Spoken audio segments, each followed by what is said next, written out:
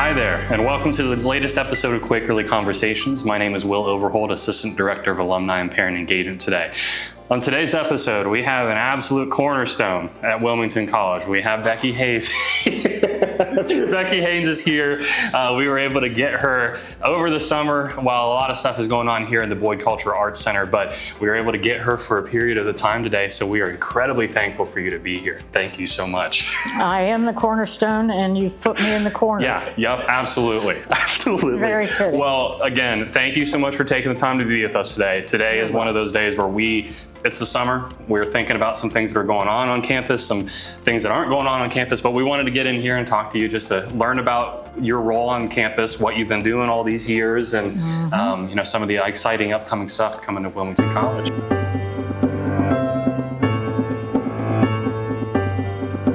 Okay, well, I was born and raised in Wilmington, Ohio, and my father taught theater here for 40 years. So obviously, I grew up at Wilmington College, attended Wilmington City Schools and graduated from Wilmington High School. And I think probably around junior high, well, they call it middle school now, I started just kind of working backstage stuff on my father's shows, especially in summer theater, doing mostly work with props, gathering props, setting them up for the show, that sort of thing. And then that lasted all through high school. And I also play guitar and drums. And so during high school, I was kind of involved in that aspect for a couple of shows with Jim Haskins. And then I went away to school at Bowling Green State University and lasted a year, and then transferred back to Wilmington, and that's when things sort of took off. And when I was in high school, we had a teacher named Randy Bolton who was a student of my father's. So he got a job at Wilmington High School teaching speech and theater, and so I did a lot of theater stuff in high school, some performing and some backstage work. And then that continued into college. Okay. And then after college, I worked on a dude ranch out in Montana. Yes, sir. Over here at the Highland House, which was my mother's family's house growing up. My dad had horses. And so out on the dude ranch, I fit in pretty well with the horses. And then I came back here and got hired as the secretary to the Fine Arts Division. And at that time, Jim Haskins was the coordinator of that. So I then became, my father then became my employer. So I was working for him. And when I was in school here, I had him for classes. So then that just has carried on until now. Yeah, absolutely. So thinking about what you currently do, what all do you typically do here at Wilmington College? I know your official title is, yeah, right, how much time? I know the official title is coordinator for the Boyd Cultural Arts Center, but what additionally do you do here?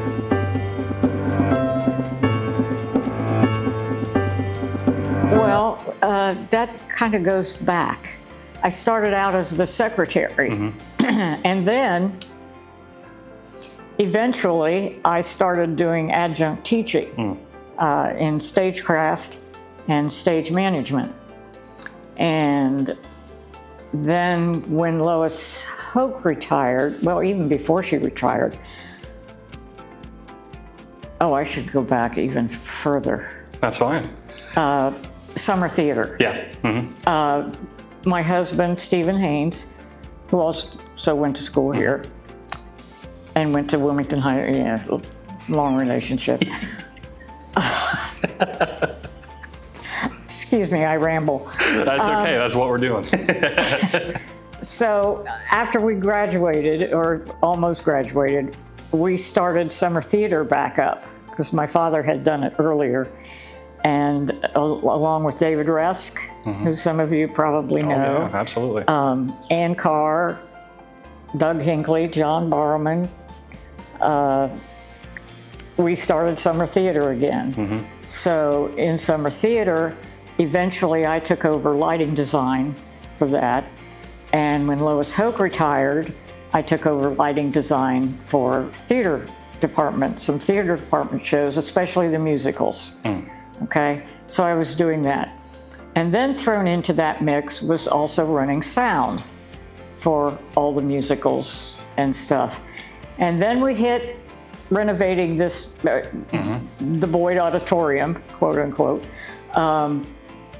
And this was formed as the Boyd Cultural Arts Center. So I kind of am the building coordinator, and I still do lighting design for non-musicals. I still do sound because, you know, the public now, they want to hear. Yeah, absolutely. And everything is done so much on microphones that if they don't have microphones, then the audience says they can't hear because they've been spoiled. So we still have to give them some sound. I will put in a plug here that we need money because our sound and projection system is archaic. So that's it. So for musicals, we have to rent sound in for musicals, but I still do them for the non-musicals. So what do I do right now?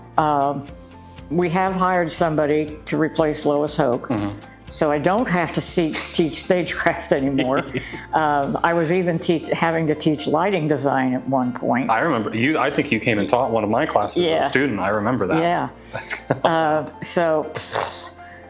But right now I'm basically in the office, except this summer I'm designing lights, and handling ticket sales and scheduling the building for events and running those events, you know, Greek awards and you know, that stuff that's held in here, and you know, just kind of oversee the building. Absolutely. Absolutely. I feel like anytime anybody passes through here, they can either find you in your office or in the theater. Somewhere. If they don't find you here, something might be wrong. Yeah, right. Is she okay? Well, again, thinking about all these years, all of these productions that you have either been a part of or seen, on the side of it, maybe towards, you know, the behind the curtain side, what has been your favorite production that's been done here at Wilmington College that either you have seen or been on the back end for, or been a part of even?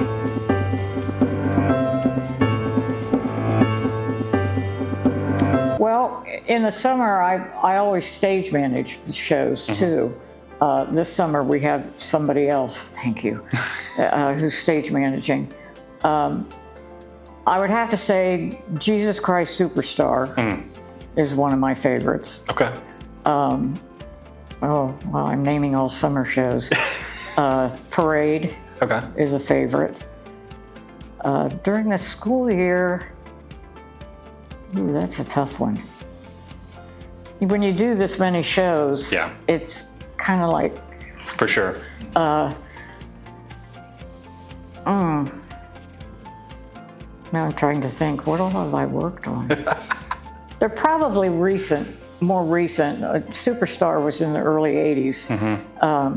Simply because we have become a little bit better with technology. You know, we started out in summer theater doing 4 shows a summer. Now we're down to 1, mainly because of cost. People don't realize how expensive it is to do a show and just pay royalties for the show. Can be $3,000 some just to get the rights for a show. And then you've got, you know, all these shows now that have these sets that, you know, people maybe expect. If you do Les Mis, they want to see that whole set come on, computerized and turn around and go into the battle set. You know, we can't do stuff like that, but we do what we can. And, you know, every show is different. Every director has a different vision. So, But those are two of my favorites. What's the normal timeline then? If you've got a show in your regular calendar year, when do you start, say, show in the fall, when do you start the prep for that?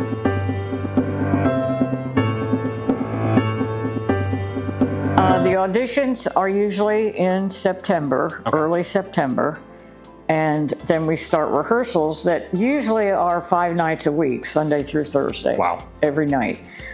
We have to deal, of course, with conflicts, whether it's RAs or night classes. There are so many more night classes now. Absolutely. That, we don't have people when we want them. We have to rehearse at night because during the afternoon we're building sets. During the morning we're in classes. So that's why we have to start that early. Yeah.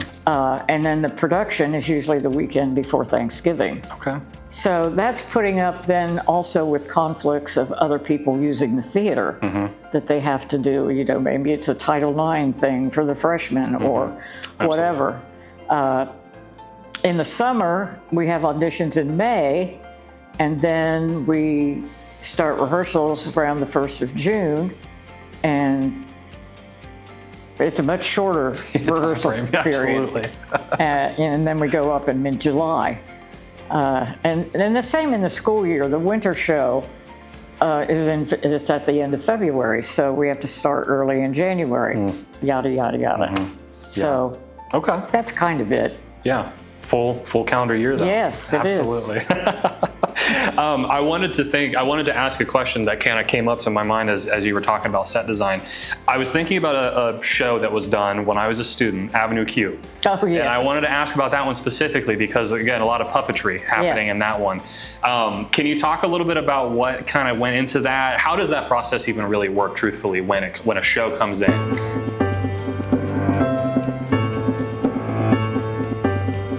Well, you rent the puppets.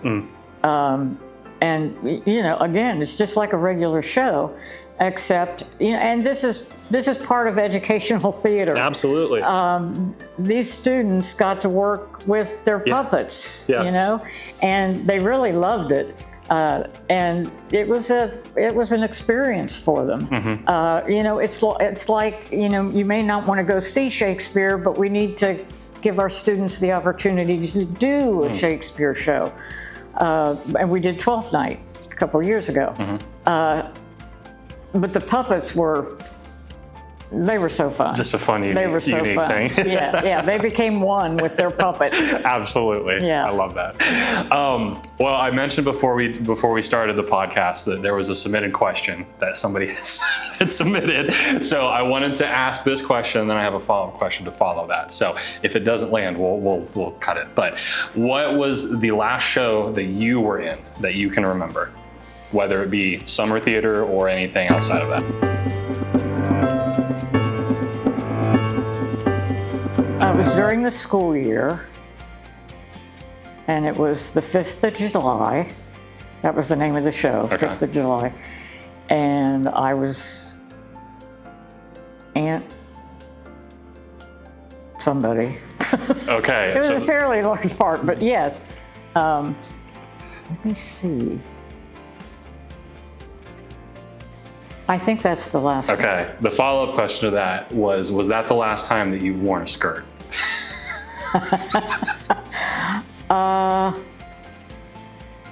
Let's see, that was in 1989 or something. 89. Probably not. Okay. But was this from when? Somebody in his household, not when though. Oh. Mary. Yes. Mary, yes, over there Alexander. in their building. She submitted that question, but yes that was. Yes. All right, so we've talked about some ways that we've kind of come to the times, with some electronic ticket sales for the theater performances. But in your time in this building or working in the theater world, how has that progressed? How has that changed over the years? Whether that be costumes, the sound design, anything under that could fall that way.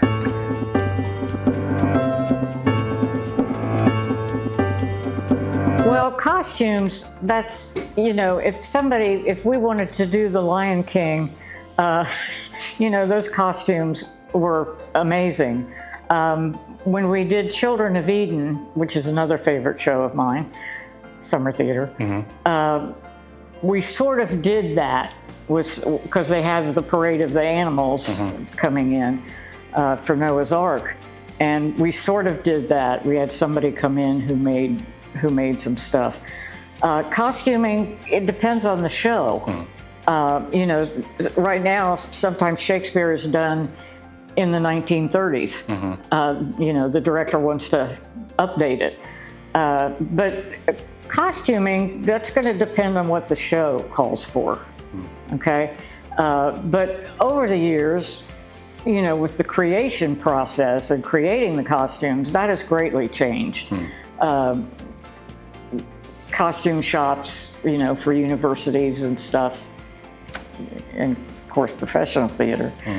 But the other stuff too, you know, with sound design, when we first started using microphones, we had 6 microphones that people could wear. Sorry, I just smacked my microphone. And I tell my kids, be careful of your microphones. So we had 6, and then we would have floor mics on the front of the floor. Sometimes we even had hanging mics. So obviously, and not just here, that has progressed over the years. When I was still doing musicals, when we still had our 16 microphones that worked, that all worked, I was running 16 microphones during a show. Wow. And that's always something that, because you never want them to touch their buttons because they may not turn them back on. So, you know, I have to promise I will not have it on when you're in the bathroom. That is That's good. always the question. Yeah. Now, you're not going to have this on all the time, are you? No. But that has dwindled as our equipment has ceased to work over the years. We still run that many mics when we rent in for a musical. And then just, you know, speaker systems and effects, sound effects. Sometimes they're recorded, sometimes they're done live. You know, whether it's a gunshot or, you know, phone ringing or whatever, the dogs barking. I was going to ask in a you scene. If you've dealt with a lot of animals in production. Yeah, we've done roosters because, you know, you do Our Town, which has no set. You know, you've got roosters, you got the newspapers hitting the porch, you've got the train going through. I've done Our Town a lot, so I know what these are. That's another question. How many times have you done a show, the same show? Oh, that is a good one. Any idea? So,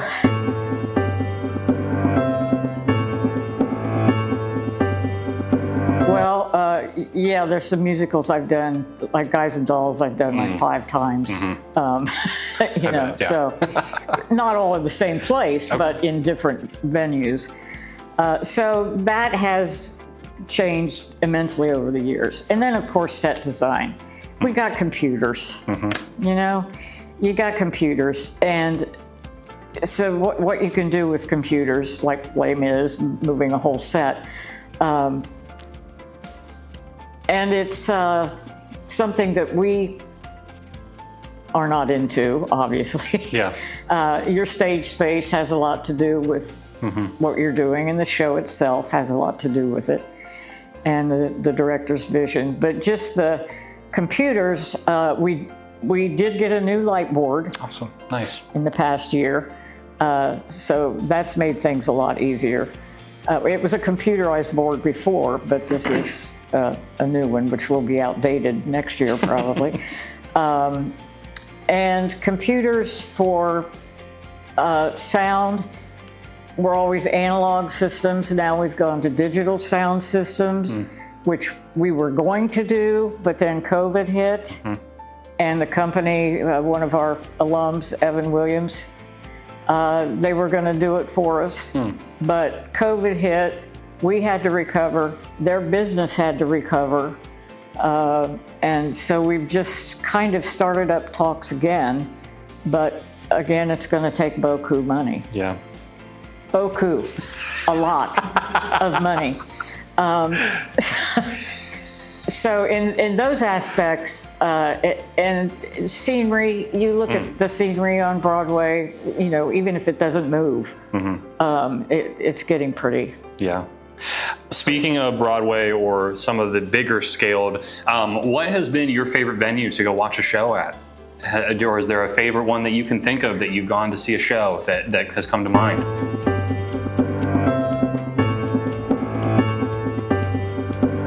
Not really. Okay. Stephen and I saw shows in New York. We've been to the Aronoff. We've been to the Schuster Center. We've been to Playhouse in the Park. Yeah. We've been to a lot of places. And it's interesting to go to some of those places because, like Playhouse, it was kind of three-quarter. It wasn't proscenium. Yeah. With just seating on one side. So it's been interesting to see shows in that kind of a venue with that kind of a setup. We've done shows here on our stage where we've had the seating on stage. The show and the seating was on stage. Really? Interesting. We recently did that with the mind goes blank. I'll think of it eventually. That's fine. But Fine. We have done it. Okay. Outside of Wilmington College, has there been any locations that you have worked on shows or that you can think of?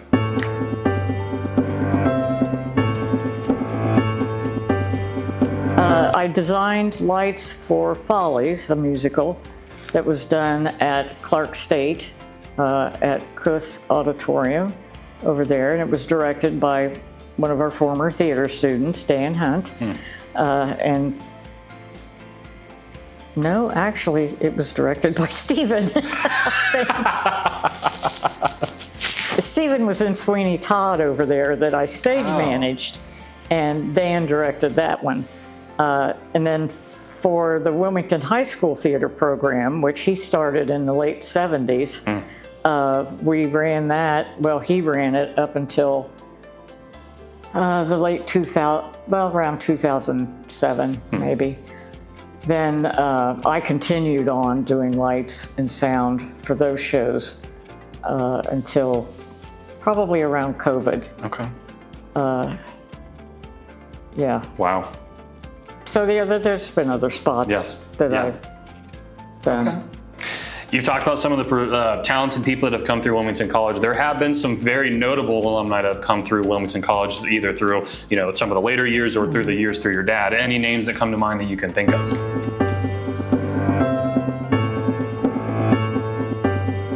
Well, Andre DeShields was here. Absolutely. For a couple years. He did Raisin in the Sun, and he was the caterpillar in Alice in Wonderland, all decked out. I don't know if you're familiar with Andre, he's always decked out. And he was in that show too. And he participated in several shows before he went off to obviously greater things. Gary Sandy was a student here and was in a lot of shows. I knew them both. It was odd when we were in New York once, and Wynn and Mary and some other people were there. We came out of a show, out of a theater, and across the street was Ain't Misbehavin' that Andre was in, and they were coming out. Oh. And I said, "Oh my God, that's Andre." And so I started across the street, and I, said, "Andre, it's Becky Highland Haines." He goes, "Oh my God!" Now recently, no, I haven't seen him. And Gary, I'm still very good friends with. And then there have been some other people who have gone on, like Tammy Honesty, in set design or in other areas of theater, who have been very successful. Awesome. Cool. We highlighted a little bit about summer theater, but I wanted to kind of just ask this question as somebody that brought it back. What's the importance of local theater in a town like Wilmington, or really any town in general?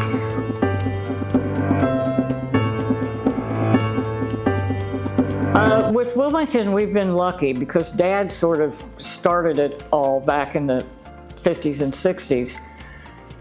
until he got out of it. And it had a very good reputation. The original building was built in 1953 and had an orchestra pit, a complete fly system. Wow. It was kind of a state-of-the-art theater then, yeah. so it was pretty popular. And one of their big advertising thing was, come see such and such in air-conditioned Boyd Auditorium, because they had air conditioning. But then starting up summer theater again for us, it's important both from a participatory standpoint and an audience standpoint. And this community has always been very supportive of it. We have talent that is incredible. Absolutely. Whether it was back in 1980 or today, whether you're a dancer, a lot of that has had to do with Cole Hoff and his local dance program here in Wilmington. Singers, orchestra people, it's just, we are so lucky. Yeah. Now, some of our people do come from sort of the Dayton area or surrounding areas that it's not too much of a commute, but we've been very lucky. But whether it's us or there are plenty of local, Lebanon Theater Company, there are plenty of local community theaters. And it's just an outlet. Yeah. It's a great outlet for people who want to act or sing. And, you know, my husband always said, you know, somebody didn't want to audition for the musical because they said, I can't sing. And Stephen would always say, let me be the judge of that. I love that. And some of these people, my gosh, I can do this. Yeah. There have been several examples of that. So a lot of our participants over the years have been school teachers. Yeah. And it's something great for them in the summer to get involved in.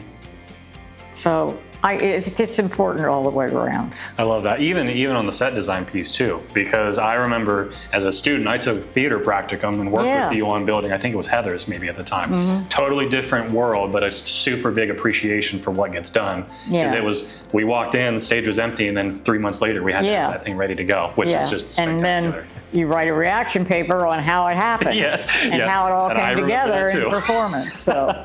Yes, I remember that too, nailing things with Brian up on the ladder. But, well, Becky, thank you so much for being here, as well as your service to Wilmington College. I mean, again, like we said, you are a cornerstone of this place. And again, walking in here and not seeing you, it feels weird. So I, again, appreciate, you know, the love that you put into to Wilmington College. Thank you. And, you know, just the friendship that we've been able to develop. I really appreciated it. Thank you very much.